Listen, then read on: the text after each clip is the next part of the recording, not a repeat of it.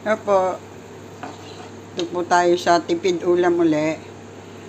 Magluluto po ako ngayon ng sotanghon. Ang halo ko lang po ay yung chicken na pinakuluan ko po kanina, tsaka carrots. Kasi po yung mga bata ayaw ng maraming gulay. Ito po yung sotanghon. Hindi ko po siya binabad. Hinaan ko lang po ang apoy. Kasi po para po hindi siya yung malata pag naluluto. Ito na po siya.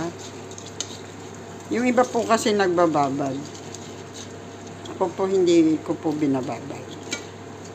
Ano lang po, dalawa lang po kaming kakain. Kaya konti lang po siya. Yan na po siya. Tipid ulam po, tipid. Ulam na po to at the same time ay merienda.